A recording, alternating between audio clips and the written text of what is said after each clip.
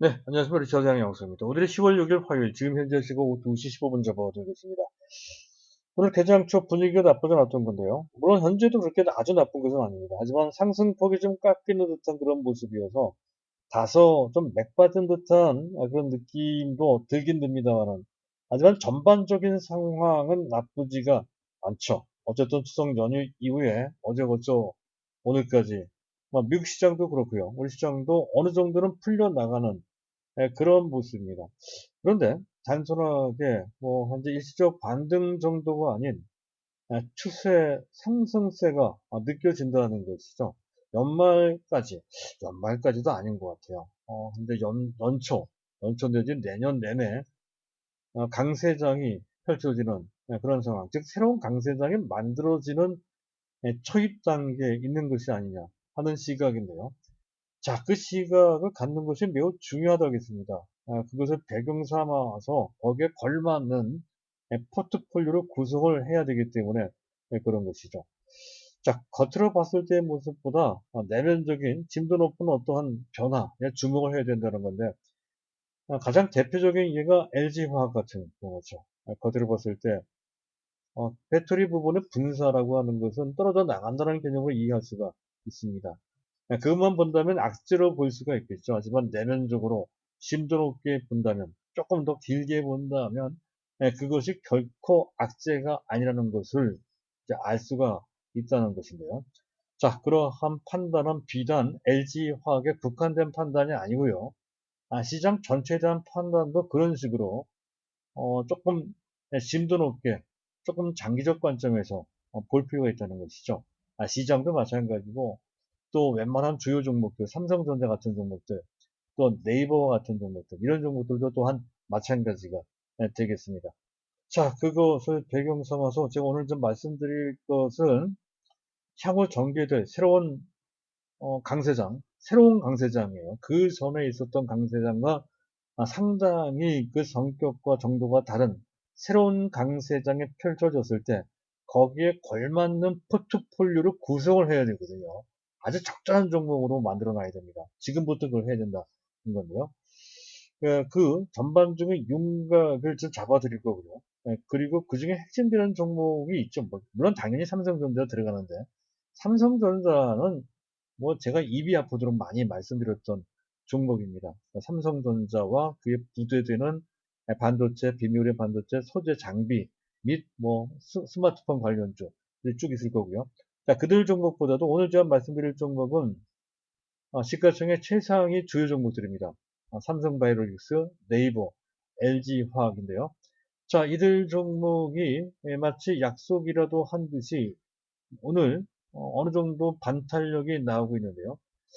그래서 이들 종목이 어느 정도 조명을 맞춰서 어떤 포인트를 갖고 우리가 봐야 되는지, 그리고 새롭게 매수한다면 지금 매수도 되는 건지, 원래 장기 종목이지만 금년 한 해 단기 주가 전망하는 것도 좀 의미가 있는 것 같습니다. 그래서 금년 목표치를 제시를 좀 해보는 시간을 갖도록 하겠습니다.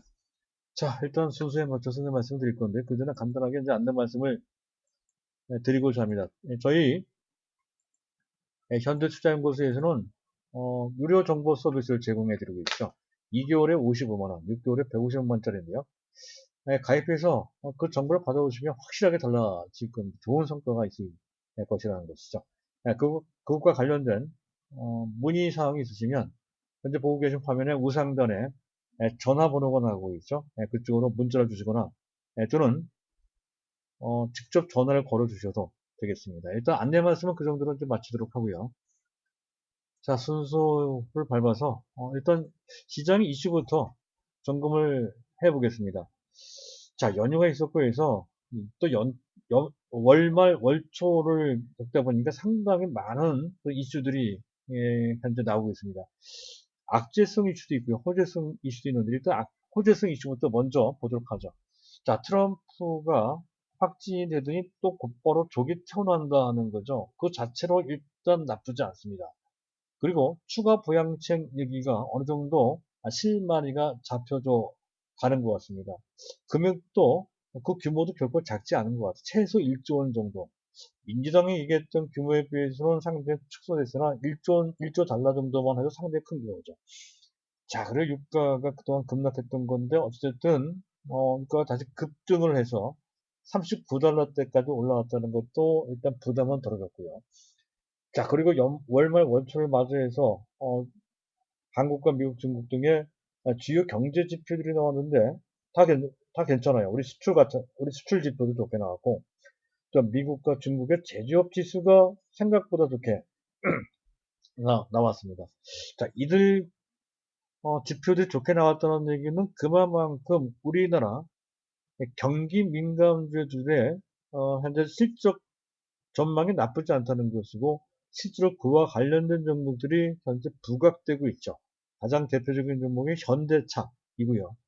그리고 롯데케미칼, 포스코 이런 종목들도 그에 해당이 되고요. 하나솔루션도 들어가고 그 연장선상에 LG화학도 들어갔다는 거 참고하실 필요가 있다는 것이고요. 자, 그리고 FN 가이드에 의하면 주요 상장사 3분기 실적 전망이 나쁘지 않다는 거죠. 나쁘지 않은 정도가 아니라 코로나가 발발되기 전인 작년입니다. 작년 동기 대비로 영업이익이 19%나 호전된다는 거죠. 코로나 위기 상황 전입니다. 그때 대비로도 오히려 더 낮게 나온다는 얘기는 그만큼 그들이 올라갈 수 있는 펀더멘털이 갖춰졌다는 뜻이 된다는 것이죠. 자, 그리고 앞서 말씀드렸던 것을 전대차, 기아차가 좋습니다. 미국 시장에서 상당히 좋은 판매 실적을 구가하고 있다는 거고요. 지난 2분기부터 3분기까지도 점유율이 8.9% 정도면 제2의 전성기라 할 정도로까지 상당히 판매 실적이 좋은 상황이다 할 수 있겠습니다. 신차 효과라든가 SUV 믹싱, 제품 믹싱이죠. 이런 것이 좋은 조건을 내는 것으로 판단이 돼요. 조만간에 제네시스 80, 오래간만에 풀체인지 신차가 나온다고 하죠. 그런 것도 좋은 성과가 있을 것으로 기대가 되는 장면이 되겠습니다. 그래서 그와 관련돼서 현대차도 직접 공략하는 건 나쁘지 않을 것 같은데요. 우리는 현대 모비스를 보고 있죠. 그래서 조금 안정적으로 본다라고 했을 때는 현대 모비스를 계속 보시면 된다는 건데 명분이 상당히 좋아요. 자, 그리고 또 한 가지 중요한 것은 바로 어제죠. 어제 제가 방금 못했습니다만 중요한 변화 중에 하나가 수급에서 나타났죠.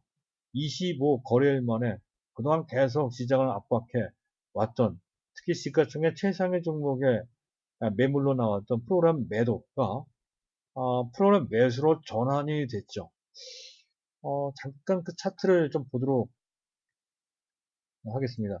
현재 보고 계시는 화면의 좌하단 왼쪽 밑에 보면 조그만 박스가 있고요.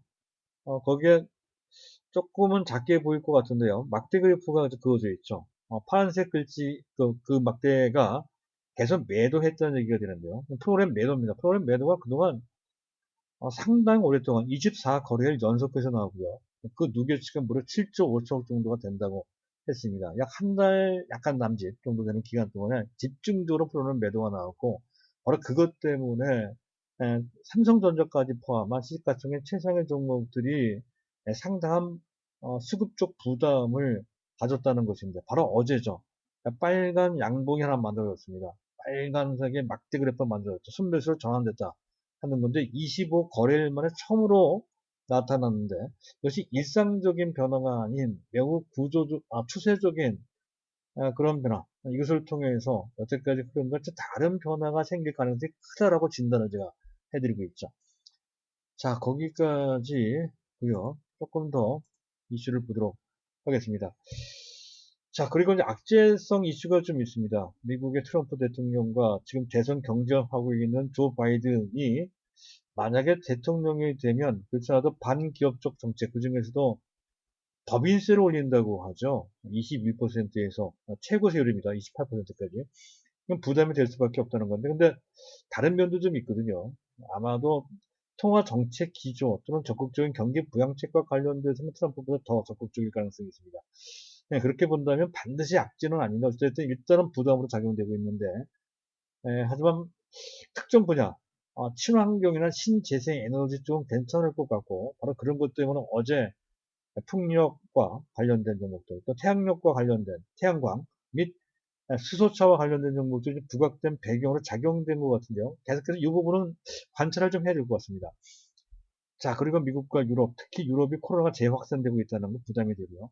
또 우리 입장에서 봤을 때 약간 악재가 되는 것이 PC용 DRAM은 아직까지는 괜찮은데 만만치 않은 측면이 있는 데다가 서버용 DRAM 쪽은 3개월 연속해서 그 고정 고객자가 내려오고 있다는 것. 이것은 당장 어, 지난 월 말에 미국의 마이크론 테크놀로지의 실적과 그 전망이 발표될 때 지적됐던 부분이기도 하죠. 그래서 금년 3분기까지 삼성전자 실적은 좋을지 모르겠지만 4분기 실적은 다소 좀 약간 부진한 소지가 있다. 이런 약간 둔화될 소지가 있다는 전망이 나오고 있다는 것이죠. 이 부분은 다소 부담이 될 수가 있습니다. 그리고 자, KBT라고 써 있는데요. KBT는 그 코리아 배터리, 한류 배터리라고 하시면 될 것 같습니다.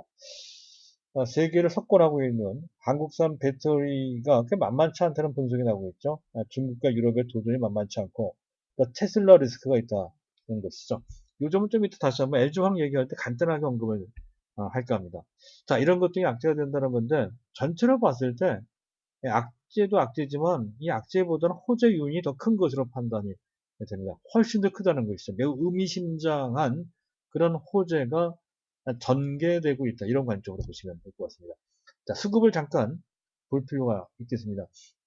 자, 수급을 보면 자, 외국인들이 어제 대규모 순매수했고 기관 순매수했던 쌍끌이가 자, 하루 만에 순매도로 전환되는 그런 모습을 보였다는 건데 이 점은 다소 실망스럽기는 하죠. 이왕 적극적으로 매수했으면 계속 그런 모양새를 유지하는 게 좋은데 그렇지는 못합니다. 아직은 좀 불확실한 측면이 있기 때문에 그런 것이죠. 하지만 규모가 그렇게 크질 않아요. 충분히 감당할 수 있다는 것이죠. 그리고 환율이 나쁘지 않습니다. 보고 계신 우하단에 있는 차트가 환율 차트인데요.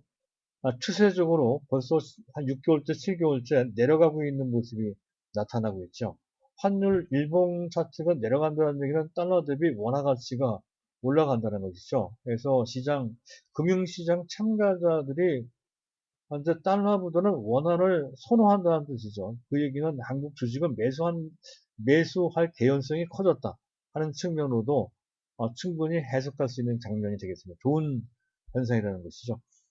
자, 그런 정도 보실 필요가 있겠고, 그리고 또 한 가지 중요한 것은 자, 오늘 외국인들이 순매도로 전환됐다 치더라도 이제 오른쪽 상단에 보이는 차트 막대 그래프가 또 하나의 막대 그래프 삼성전자에 대한 외국인 수급을 막대 그래프 그린 그래프가 되겠습니다.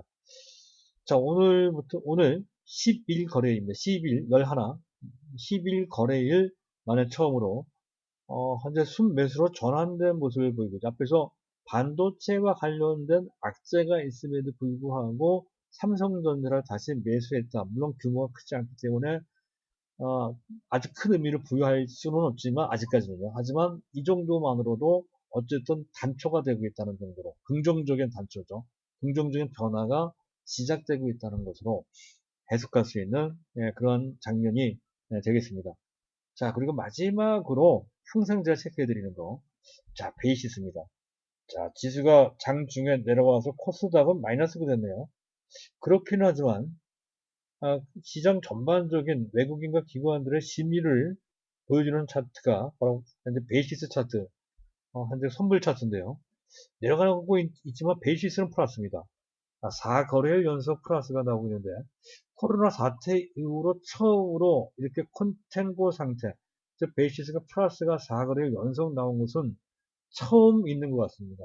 뭔가 처음 있는 변화니까 그만큼 뭔가 그전과 다른 상황이 만들어지고 있다는 것을 뜻하는 것이죠. 바로 이것을 토대로 해서 상황이 바뀌고 있다는 것을 설명해 드릴 수가 있다는 것이죠. 근본적으로 다른 성격의 새로운 강세장이 만들어지고 있다는 것과 일맥상통하는 그런 변화다. 이런 관점으로 보시면 되겠습니다.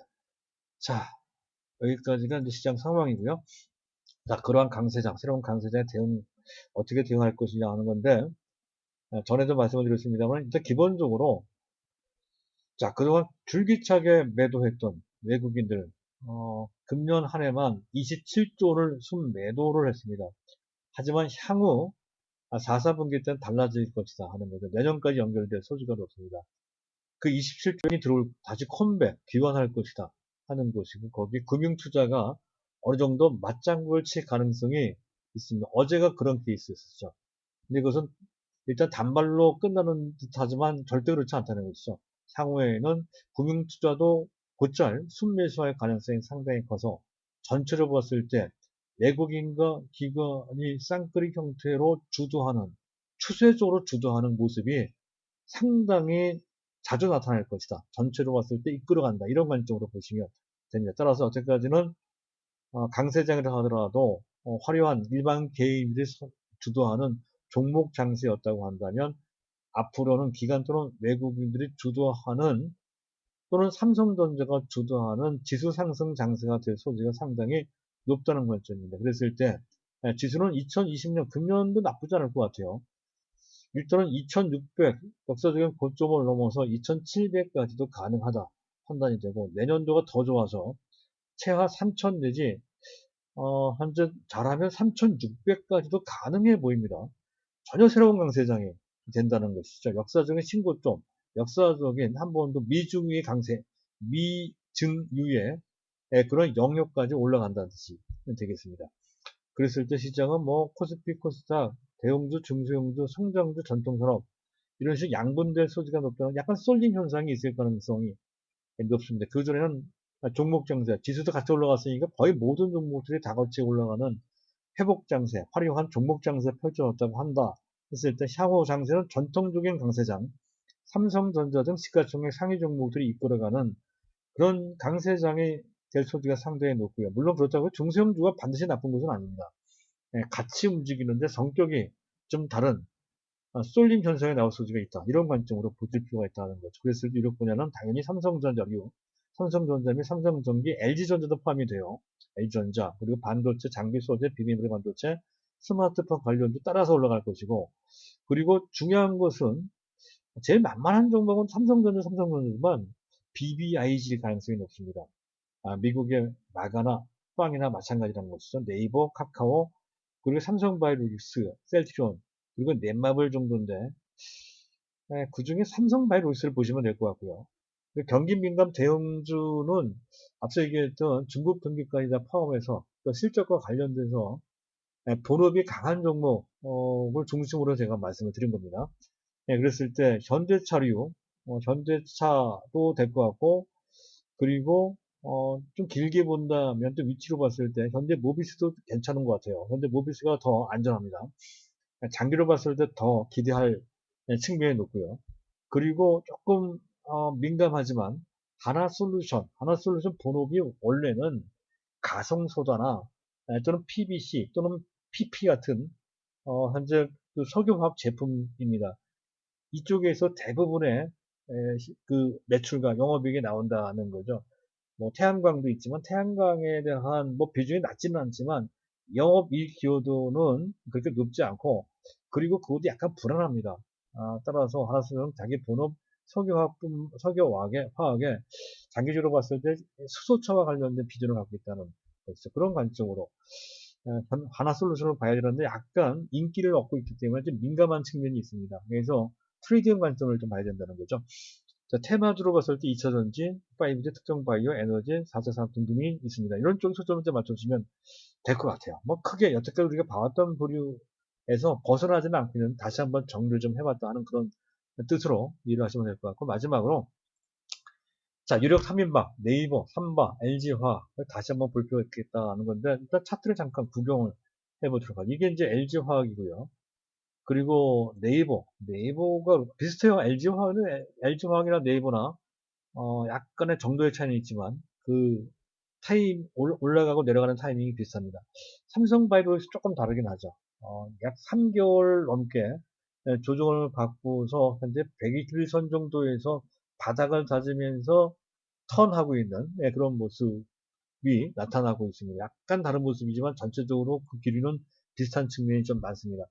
그들 조정을 받았던 배경이 있죠. 공통적으로 받았던 배경은 한 세 가지 정도로 압축이 되는데, 일단 기관과 연기금의 비중 조절을 하기 위해서 알고리즘 매점, 즉 현재 기계적으로 비중 조절을 했다는 뜻이 되겠습니다.